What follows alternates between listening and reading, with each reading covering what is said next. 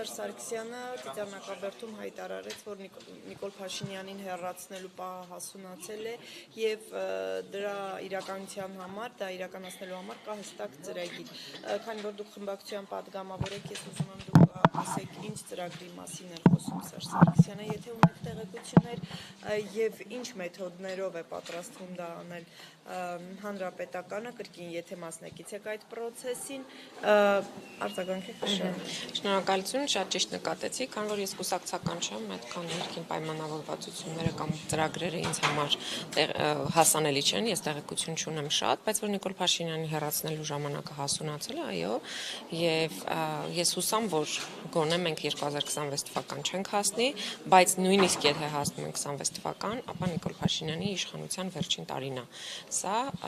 որովհետեւ մենք էլ տեղ չունենք ոչ զիջելու, ոչ սպասելու եւ ոչ էլ նոր մարտահրավերների համար, այսպես ասեմ, նոր զարգացումների պատրաստվելու։ Տիկին Թովմասյան հիմա ընդդիմադիր քաղաքական խորհրդարանի ընդդիմադիր ուժերի տարբեր աջակիցներ, նաև ուժերից ներկայացուցիչներ շատ խոսում են իմպիչմենթի գործընթացի մասին, վարչապետին անվստահություն հայտնելու։ Այս հարցը պատիվ ունեմ խմբակցությունը կոնկրետ քննարկում է, պատրաստվում է կոնկրետ ինչ-որ ժամկետում ներկայացնել ազգային ժողովին նախագիծ, որին կառաջարկի միանալ նաև ընդդիմադիր մյուս խմբակցությանը, որպեսզի վարչապետին անվստահություն հայտնելու գործընթաց սկսել։ Որպես հավաքական տեսակետ պատիվ ունեմ, կարող եմ ասել, որ մենք իհարկե համարում ենք, որ իմպիչմենթը դա իրավական առումով լավագույն լուծումն է Նիկոլ Փաշինյանից ազատվելու եւ միակ իրավական ճանապարհն է խորհրդարանի միջոցով, որպեսզի մենք կարողանանք Նիկոլ Փաշինյանին անվստահություն հայտնել եւ հեռացնել։ Բայց այս պահի դրությամբ մենք չունենք վարչապետի տեխնացու միասնական, որով որ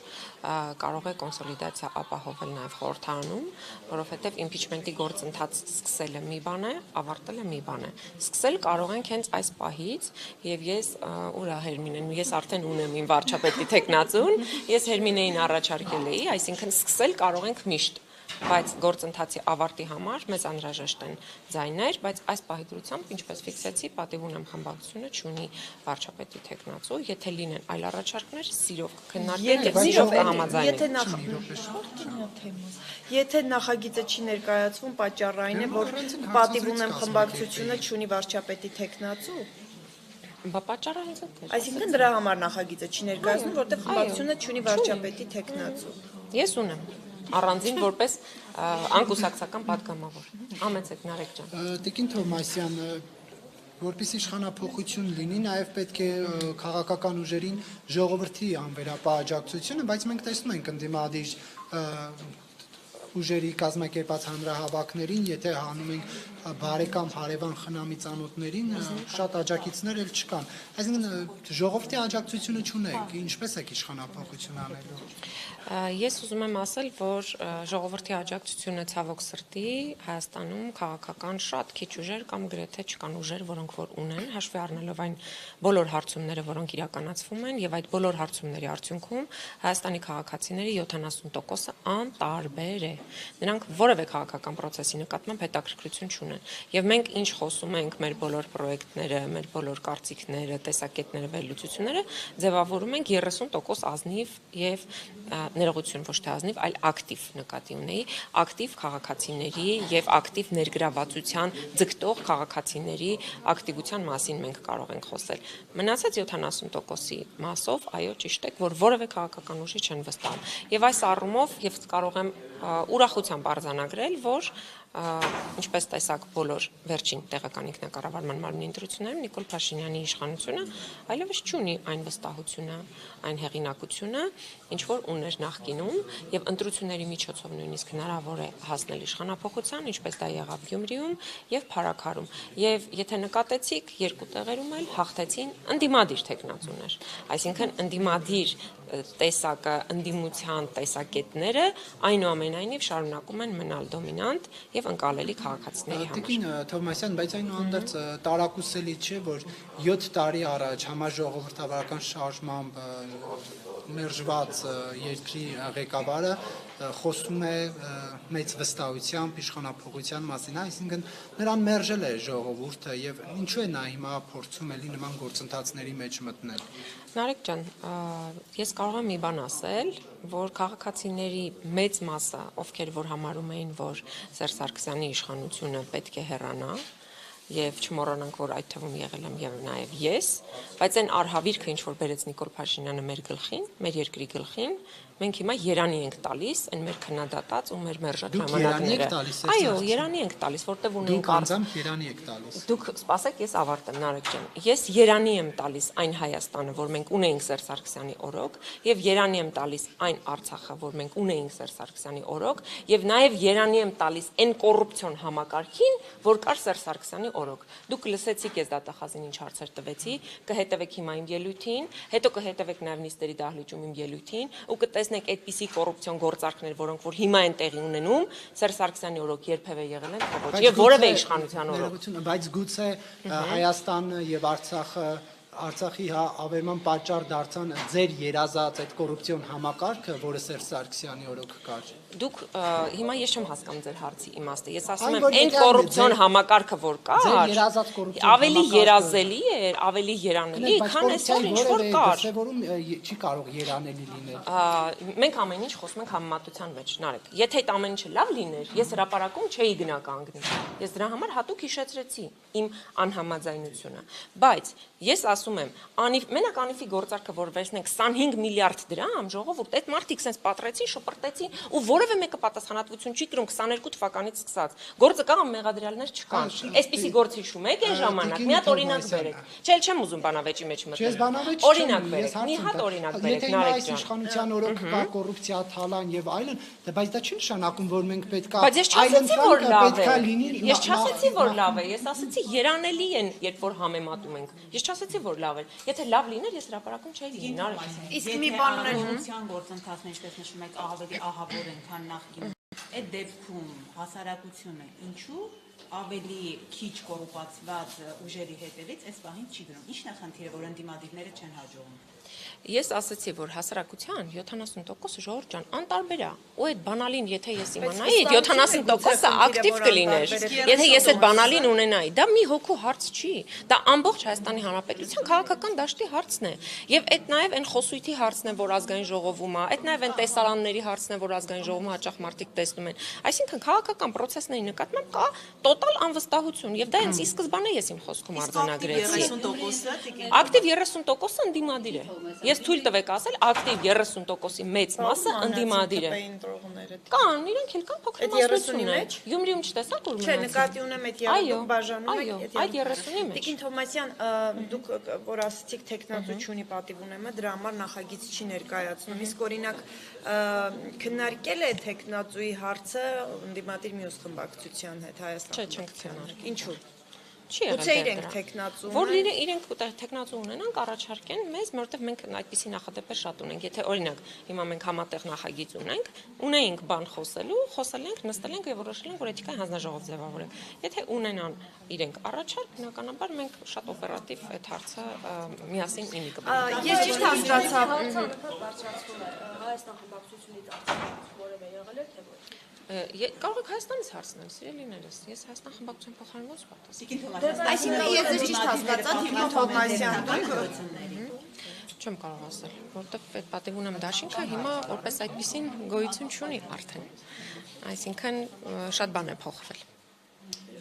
Տիկին Թովմասյան, դուք ուղիղ տարբերություն, այսինքն կապ տեսնում եք։ Ինչի հետ կապ տեսնում եք, օրինակ Փաշինյանի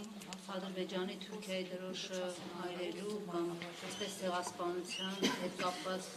գնահատականները մեղմացնելու եւ Միացյալ Նահանգների նոր նախագահի ուղերձի մեջ, որտեղ տարբերություն Բայդենի ցեղասպանություն բառը չի օգտագործում։ Շատերն ասում են, որ եթե Հայաստանի իշխանությունը այսպիսի դիրքորոշում ունի, ինչ պետք է սպասել միջազգային հանրություն, բայց ու կա այս Ես չեմ կարծում, որ Նիկոլ Փաշինյանը սինխրոն աշխատում է Ամերիկայի Միացյալ Նահանգների նախագահի հետ եւ նա կկարողանար նախապես կամ թեկուզ հետո իմանար ինչ դիրքորոշում ուներ եւ ըստ այդմ ձևավորեր իր դիրքորոշումը։ Նիկոլ Փաշինյանը ավելի շատ թուրք-ադրբեջանական տանդեմի հետ է իր գործողությունները համաձայնեցնում եւ ընդ որում արդեն անթակույց եւ այդ հայտարարությունը պետք է դիտարկել այդ տիրույթում, որ թուրք-ադրբեջանական տանդեմի ցանկությունն է փորձում սպասարկել։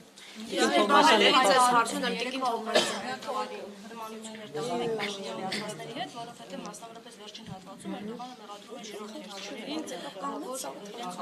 որպեսզի դարավորապես բարեկամություն արմատներ ունեցող ժողովուրդների մեջ չխաթարվի։ Տեսնում եք նմանությունները։ Ես նմանությունները Թուրքիայի նախագահի եւ նաեւ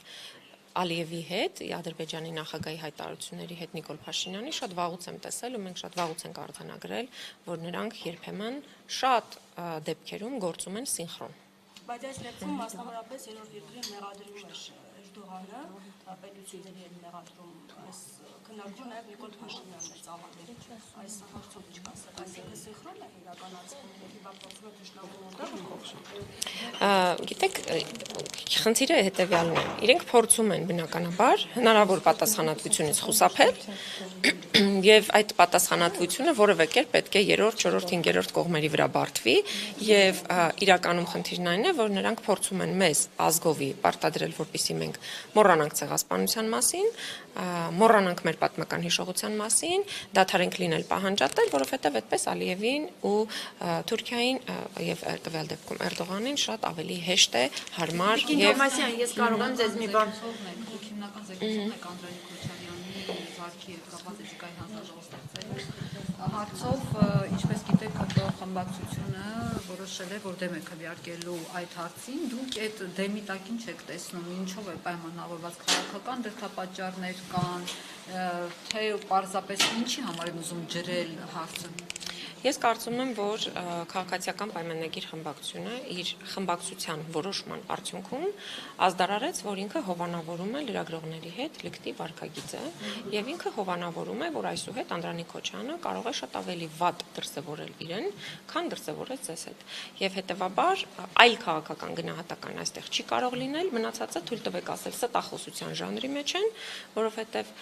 իրենք որ ասում են մենք մշտական էթիկայի հանձնաժողով կձևավորենք եւ այլն, Ժորժ ջան, այդ մշտական հանձնաժողովը հետին թվով չի քննելու Անդրանիկ Քոչարյանի հարցը 1. Երկրորդ, էթիկայի հանձնաժողով մշտական որպեսզի ձևավորվի, դա պետք է լիներ ազգային ժողովի ձևավորմանը զուգահեռ, երբ որ ձևավորվում էին հանձնաժողովները։ Հիմա մենք սահմանադրության, ազգային ժողովի կանոնակարգ սահմանադրական օրենքի փոփոխության ճանապարհով իրենք պիտի գնան, եւ այստեղ ես կարծում եմ, որ իրենք իրավունք չունեն այլևս ակնկալել, որ ասում են մենք ակնկալում ենք ընդդիմադիր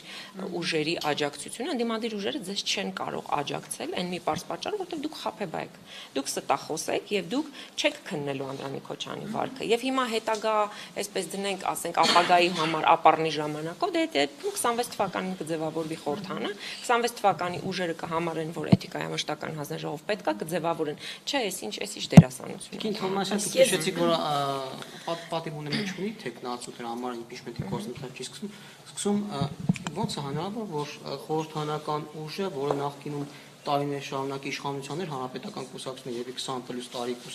իշխանություններ հիմա ինստիտուցիոնալ կուսակցություններ ուժը ու չունի տեխնացու, դա ո՞նց է հնարավոր։ Բայց չեք զարման, նորմալ է։ Հիմա եթե քաղաքական ուժը հանրապետական կուսակցությունը եւ հայրենիք կուսակցությունը համատեղ որևէ տեխնացուի մասին որևէ հայտարարություն մինչեւ այս բանը չեն արել եւ որևէ որոշում չեն կայացրել եւ որևէ տեխնացուի շուրջ չկա կոնսենսուս։ Ինչի՞ զարման։ տեխնատություններ քննարկվում են։